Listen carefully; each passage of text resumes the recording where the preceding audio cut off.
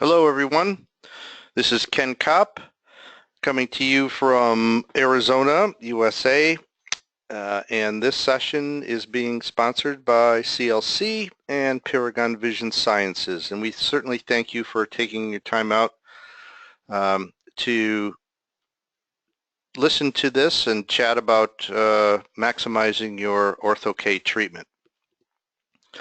So basically what we will be doing is talking about some of the things that you have control over, and then some of the things that we really don't have control over. And in this conversation, we'll talk a bit about the responsibilities of each party, meaning your responsibility as the practitioner to choose the correct option, to talk to the patients about the correct option for controlling myopia, or if that's not the case, for utilizing Ortho-k, and then talking about what things that as soon as the patients leave with those lenses, hopefully we have given them enough instruction on how to be safe, properly care for the lenses as we go. So let's just go through a few of the things that we have control over. First of all, the assessment of the pre-treatment information, meaning, is this really a candidate or not? Can't tell you how many times practitioners send us emails with topographies and prescriptions that are very, very borderline candidates. Now, who is a borderline candidate? Well, somebody that is outside of the FDA protocol for being off-label, meaning above -6, happens very frequently. And I understand that Australia, you're not governed by FDA regulations, but as we all know, the higher the amount of myopia, the more difficult it is to achieve a plano result, and a lot of times in those higher -7s, 8s, 9s, we're never able to achieve a plano result. But as far as myopia management situation is concerned, it's done routinely. That's just one type of borderline candidate, but then there are many others that the keratometry is too flat, the keratometry is too steep, that type of thing. The other thing is the patient versus the parent, meaning there are some times when the parent dictates who the patient will be. In other words, they brought their child in, they want their child to be fit with Ortho-k, but the child doesn't want it. I mean, it's a very difficult situation that you, being the practitioner, have to make a decision. Well, do I go ahead with this and fight with this child tooth and nail for the next 2 or 3 months because they don't want this? They fight. They can't get it in their eye. They can't do the insertion and removal by themselves, and the parents are standing over you and saying, well, that's not a problem, I will do it. Well, that's an issue also. So you have to take that into consideration of, really, do I really want to do this? Do I really want to go through the hassle of this? A lot of times it's just easier to say, no, I'm sorry, your child is not a candidate, or they're too difficult to deal with, and I just would prefer not to fit the child in this modality. The other type of patients are your current corneal reshaping patients that walk in that were fit from another location. Current gas perm wearer. A lot of times these long-term gas perm wearers, 20+ year wearers, see this brochure in your office and they say, wow, this is really cool. I don't have to wear my lenses during the day anymore. I want this. Well, these patients are probably the most difficult because their cornea has already been reshaped for long term. A lot of times the cornea has been in an anoxic state for so long that it's almost impossible to achieve a refractive result that you're looking for. Discussing myopia management options. Now, there's an interesting discussion that happened the other day. There was we had a web session that was given by a practitioner in Chicago, and I'll give you his information at the end of the session. But he was saying that he was only giving the patient a choice of one modality. So is he really doing justice to this patient by saying, okay, I'm only going to offer CRT, or I'm only going to offer soft multifocals? But he was only using one modality, and he said to himself, wow, if I don't give these patients the options that are available, am I doing an injustice to that patient? So what you need to do is, if you're only doing one modality, you might consider offering more than one in order to give that patient the choices that they need to make, especially if it's a young child and progressing in myopia. There needs to be all the options given to them, and then you can discuss it and make your recommendations on those discussions. Lens design choice. Wow, there's a bunch of them out there. Multiple designs for different cases. You have spherical designs. You have different diameters. You can go from a 9.0 to a 12.0, depending on the size of the cornea. You have spherical lenses. You have toric periphery lenses, or what we call dual axis lenses in the CRT product. There are some products out there. I know iSpace has the ability to create toric base curves, toric peripheries, all kinds of different designs for the patients that walk through the door. And depending upon the severity of the case, depending on if you want to take the time to do it, that's up to you. Now, we also have control over designing the lens. Once we decide on what design to use, we can control the sagittal depth either by using some type of software, or you can use some type of diagnostic lenses, or you can just take an empirical route by just calling the laboratory and giving them prescription Ks, sending them over the maps, and let them design the lens for you. But once we get the lens on the eye and look at the lens overall lens diameter, is it too large, is it too small, how much treatment I'm getting once the lens is on the eye, is it a large treatment zone, a small treatment zone, and is it well positioned? So we have the ability to control all of that. Now, the other thing that we do is we talk to the patients about what they expect and what we expect as practitioners. And we have to discuss the office policies. Now, this pretty much, the patient's expectations are pretty much something that we discuss when we're doing our consult. But the office policies and insertion and removal training should be pretty much up to your staff members. And your staff members need to be totally involved in this whole process from beginning to end, because a lot of times the patients will ask your staff members questions that they're either afraid to ask while you're doing your consult, or questions that may come up after the consult, and they will talk to your staff if you're going having the patient come back in for the initial fitting and I&R training. But we have control over that. The aftercare, meaning once we have successfully fit the patients and they've gone through their first year or 2 years of treatment, we have the ability to control and to offer those patients aftercare management. Lens inspection, gosh, this is something that we'll talk about here in a little bit. something that's probably overlooked the majority of the time, but is a very important part of the aftercare process.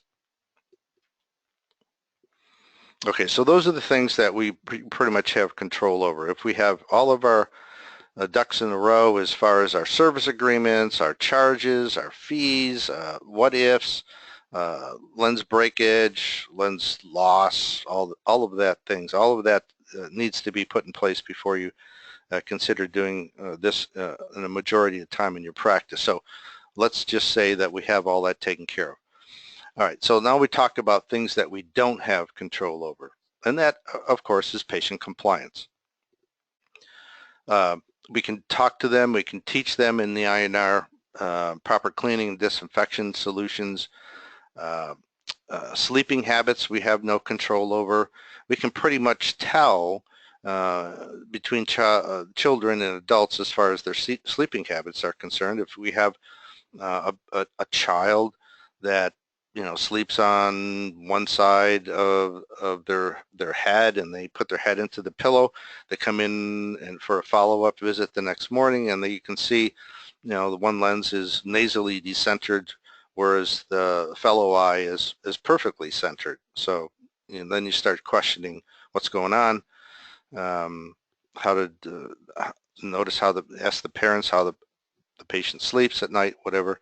Adults are a little different. Adults, especially college-age kids, don't get enough sleep. I mean, it's just no question about it. I know I fit my daughter with CRT just before she got into high school. She wore them successfully, but then when she went away to college, I just get phone calls saying, "Dad, can you send me some soft lenses?" It's like, what? What's going on? Well, of course they don't sleep the way they should. Partying or studying long hours or whatever, difficult to manage that way. Mishandling of lenses, well, we see it quite often. Patients that are rough on their lenses, they break them more often than they should. They warp the lenses, one lens more so than another, and this is all based upon them calling you and saying, hey, I'm having a trouble with one eye, it's not performing as it should, and you can definitely tell whether they've warped the lens or not, or if they've broken a couple lenses. The best suggestion I can make there is just order the lenses in a thicker center thickness. Standard center thickness of CRT is like 0.168. And then if you need a thicker lens, we can make it in 0.22 thickness. It doesn't affect the treatment. It doesn't affect the comfort. It's just more durable.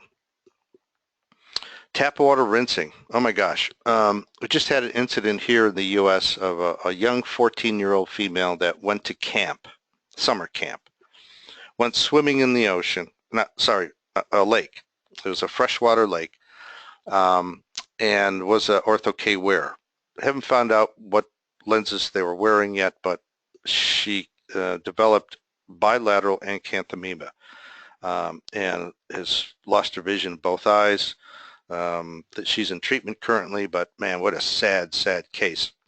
Now, we really don't know the compliance issue there, but one of the posts that we saw that she had rinsed her lenses in tap water. Now, you had a summer camp. I'm sure that the tap water is probably well water or whatever. Gosh, it's just tap water rinsing for any GP lenses is definitely a no-no. We have no control over patients who change their care system. How often does this happen? Wow. Yeah, I ran out of my solution. I went to the drugstore, and they were out of what I usually use, or I found something that was less expensive, so I'm starting to use that. Well, preservative reactions, incompatibility of a wetting solution versus a cleaning solution versus a tear supplement, all those things can happen.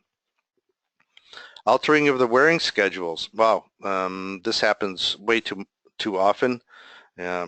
Parents don't monitor their child as they should, and next thing you know, um, the child needs to be coming in for a follow-up visit, and they'll wear the lenses because they haven't worn them in a couple days.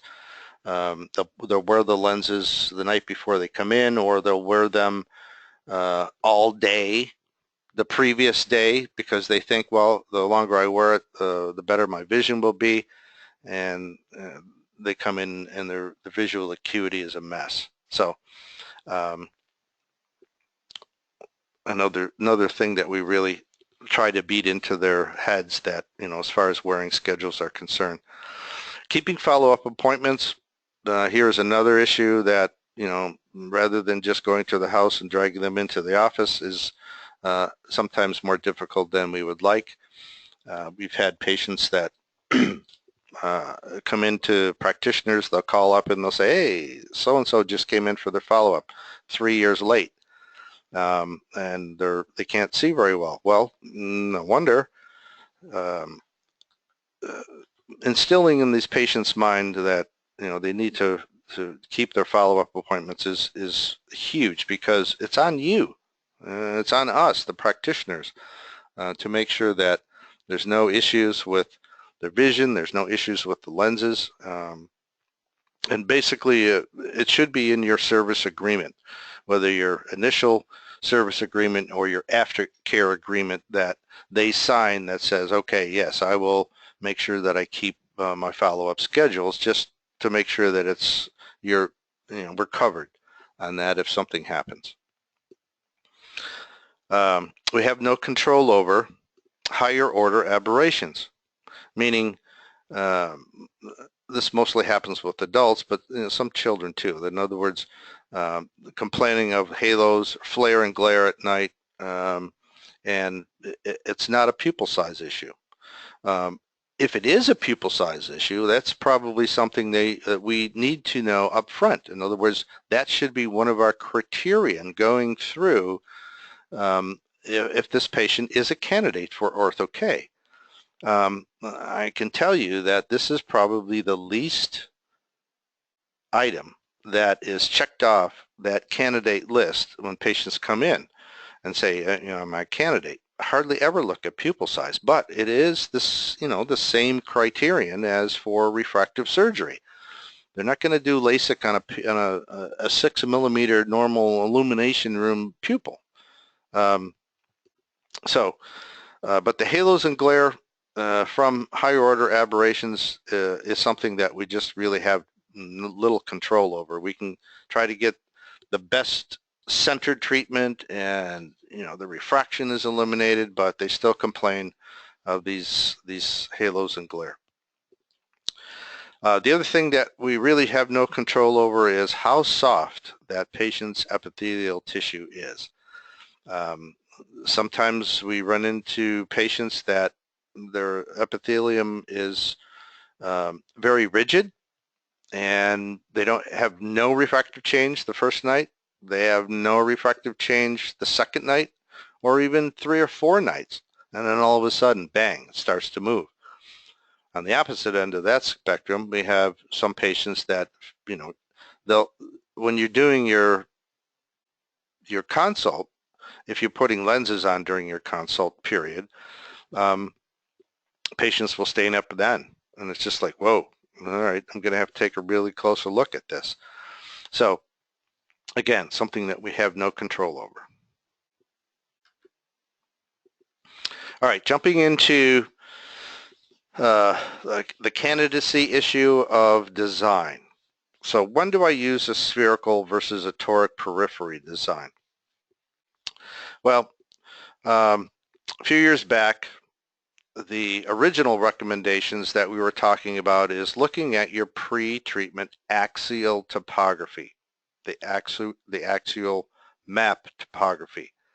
And if that astigmatic pattern fell within this certain 8 millimeter chord, then you would probably just begin with the spherical design. And it should eliminate the amount of refractive astigmatism and as most gas permeables do when they're on the eye, the tear layer underneath the lens will correct any of that astigmatism, and the lens should stay well centered. But if your astigmatic pattern shows that this pattern is stretched and goes to the limbus and limbus, then you ought to consider a toric periphery design. Well, that's kind of gone by the wayside, because now we have seen many corneas that the astigmatic pattern falls within the 8 millimeter chord area, but they have over 30 microns of average elevation between the steep and the flat meridian. So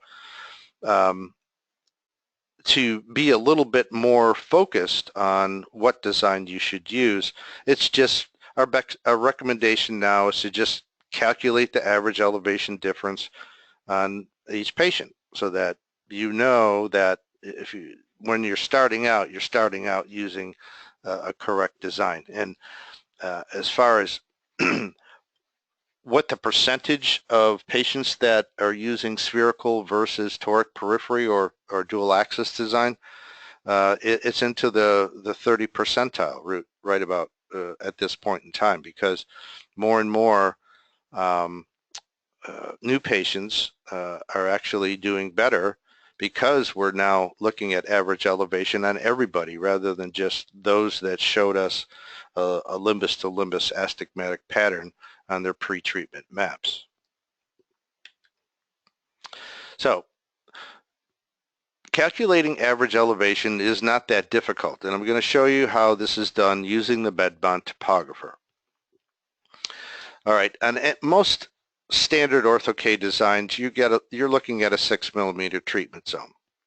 And the width of the reverse curve or return zone area is 1 millimeter each side of that 6 millimeter zone. So you're looking at an 8 millimeter chord length where the lens comes back down to the peripheral cornea. So between 8 millimeters out is where you're looking at this area of the peripheral cornea where the alignment happens.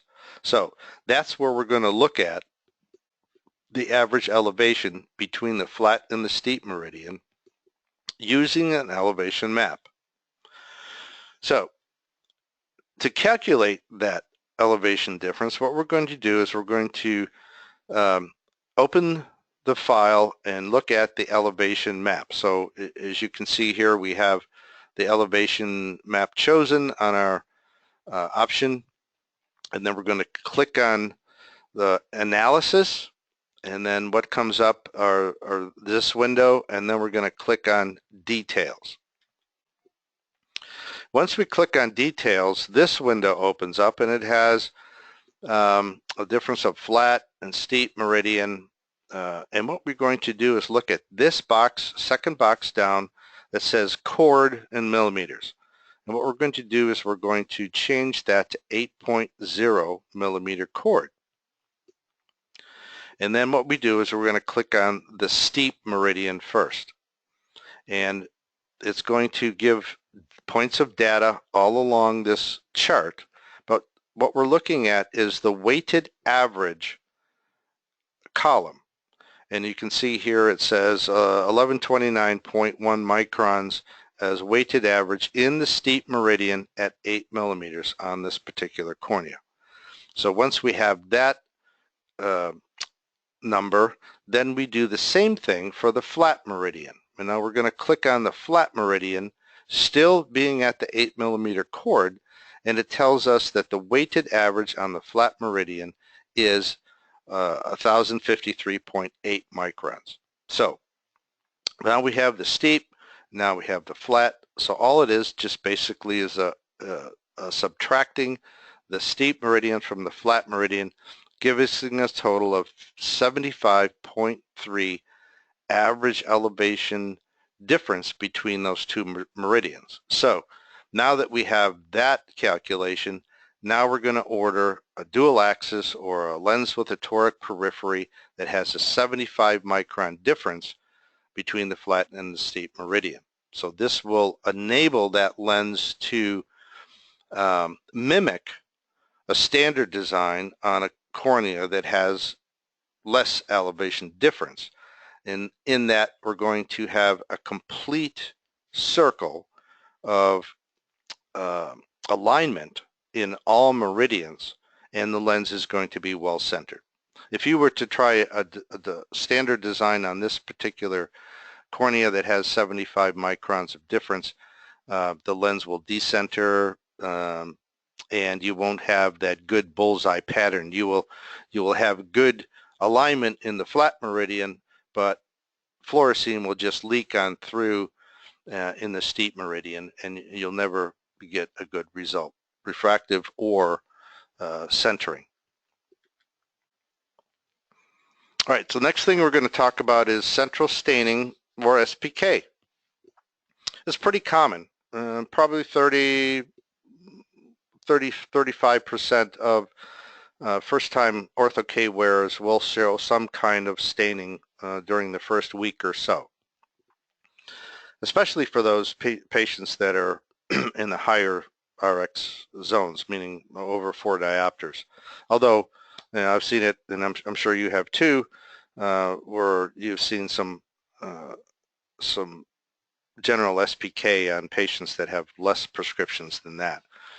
So what we try to do is we try to make sure that these patients are given the proper lubrication techniques, because lubrication is very important. I mean, you hate to have a patient come into your office on that first morning follow-up where those lenses are just stuck, and it's a bear trying to remove them in the morning. So, and not so much from the lens being too deep or too tight, but just from a drier eye.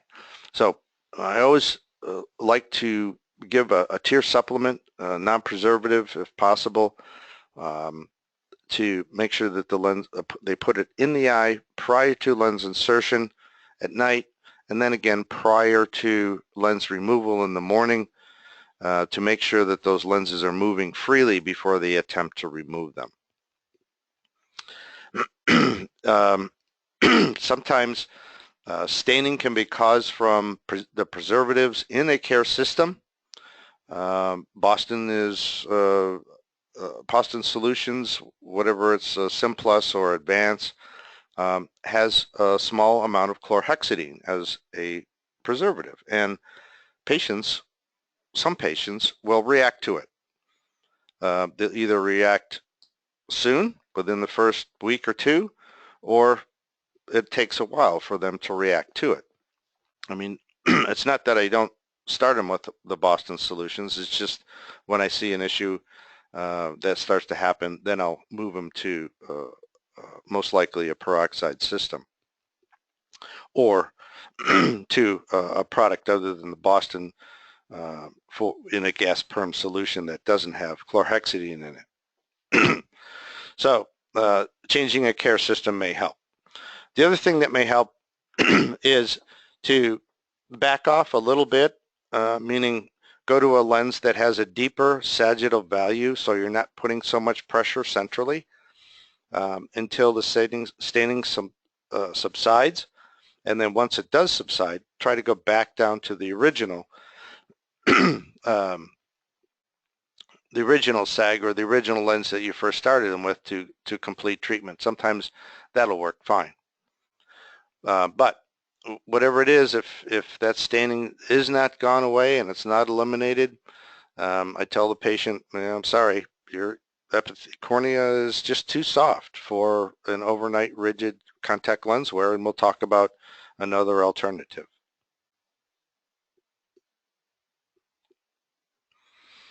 All right, here's something that is probably one of my pet peeves, and that is not inspecting the lenses when the patients come back in for their follow-ups. Because this, historically, 3 to 6 months, or maybe 8 or 9 months after the fitting of the initial lenses, patient calls up and says, I can't see like I should. Well, okay, let's schedule it to come in, but make sure that you bring your lenses with you. And of course, they show up without their lenses. Well, I can't do anything. I mean, yeah, I can take a map, I can look at the refraction, but that's not what I'm looking for. I'm looking for how they're taking care of their lenses, because this was a lens, you can see here in the bottom right of the screen, this was a lens that was brought in by one of our patients only after 4 months of wear. They never cleaned it. I mean, and whatever they stored it in was amazing. Um, by the way, we progented this lens and it was usable. We had to do it, I think, 3 times, but we got it to where the patient, we didn't have to change the lens. Let's put it that way. But anyhow, um, it's a must for these patients to bring their lenses in for follow-ups, especially after the 1-month visit, because I want to make sure how they're cleaning the lenses. I'll sit them down and I'll say, okay, show me how you clean your lenses, and they'll go through it. Most of the time, they'll do it correctly.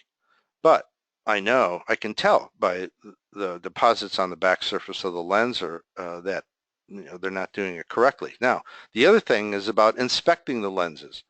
You can't see these deposits when the lenses are on the eye or when the lens is still wet. You have to dry the lens completely, put it on a loupe or look under the slit lamp, and you can see that now you can see how deposited those lenses are. So if this happens in a short period of time before their annual visit and they have an issue with their visual acuity, 9 out of 10 times it's because there's deposits on the back surface of that lens.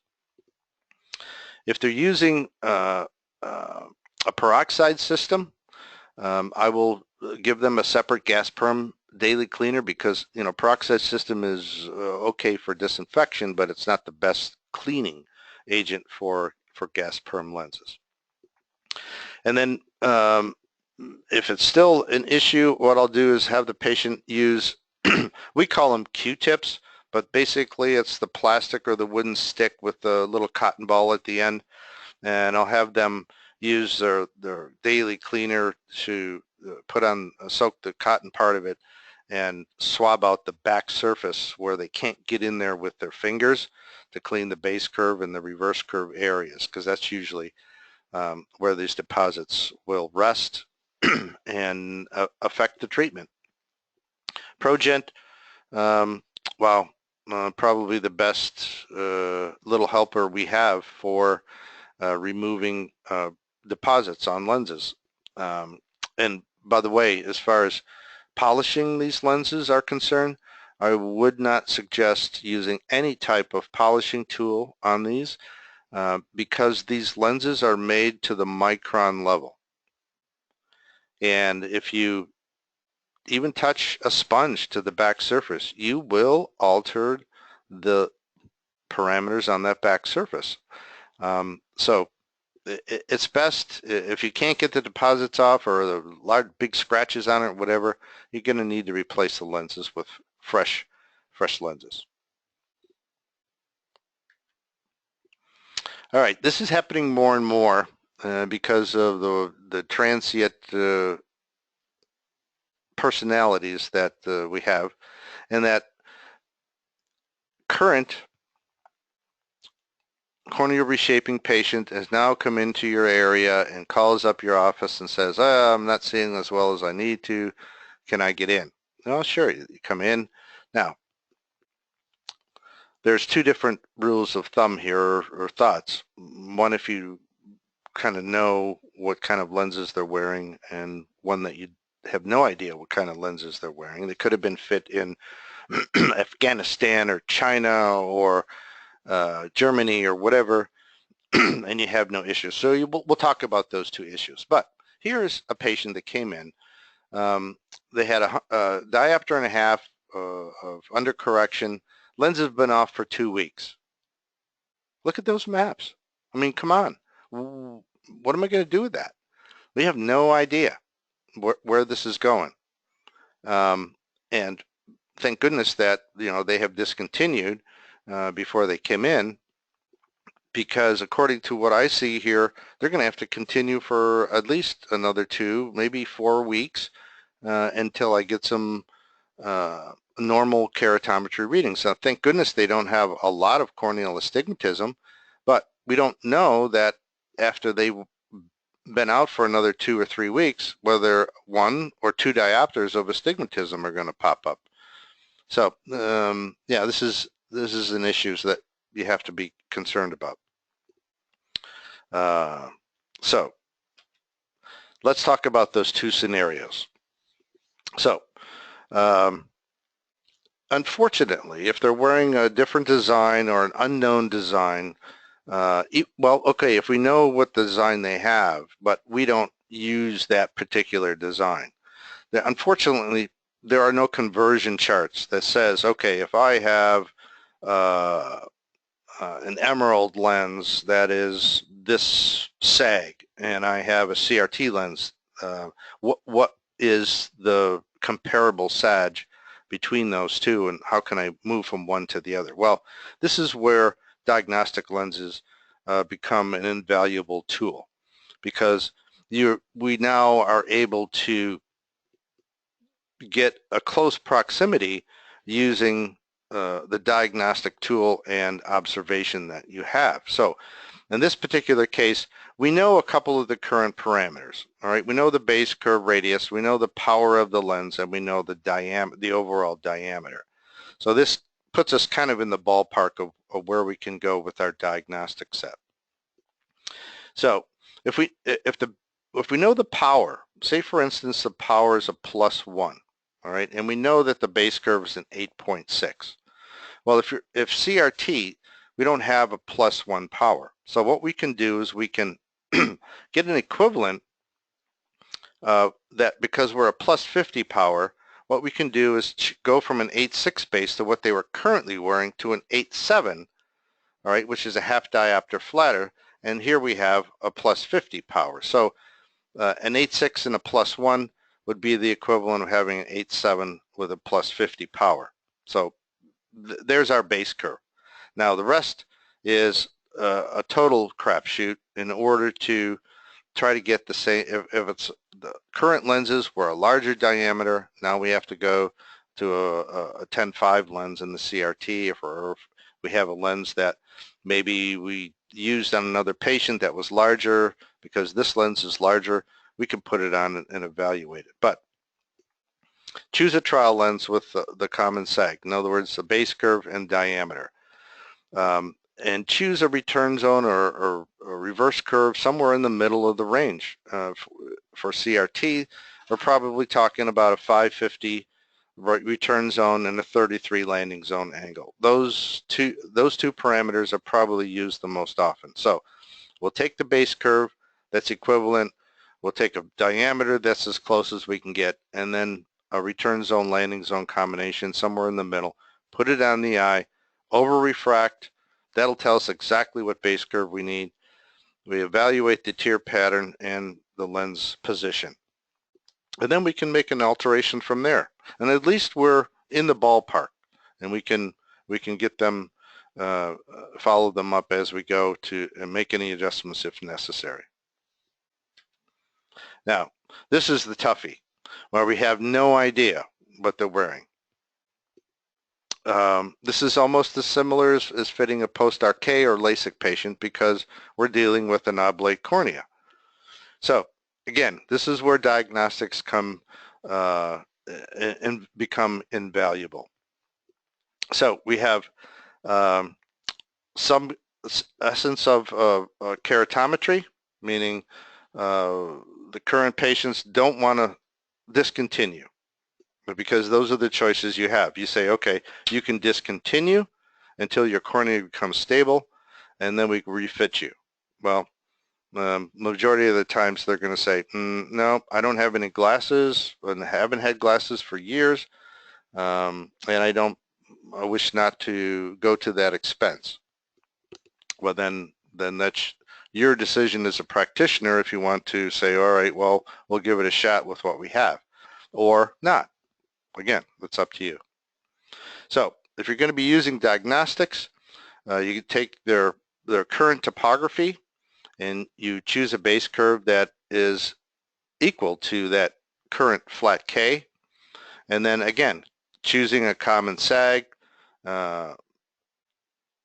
taking it from your diagnostic set, again, a 550, 33, 10.5 diameter, put it on and evaluate the position, the movement, and do an over-refraction.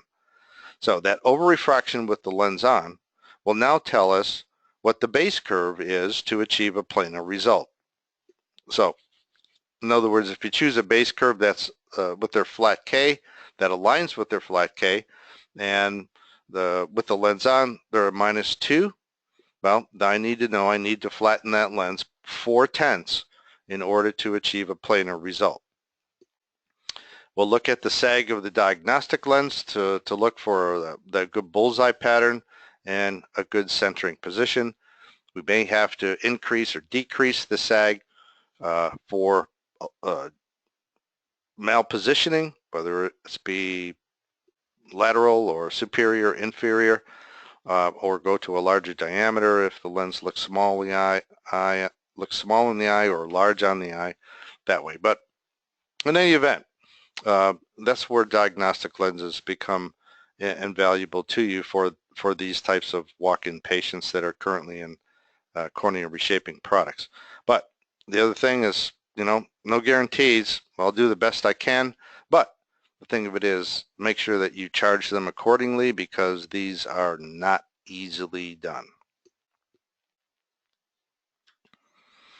All right, well, that completes this particular session for you, and I certainly appreciate you hanging with us. So now basically what we're going to do is to enter your questions, and we'll discuss them as necessary.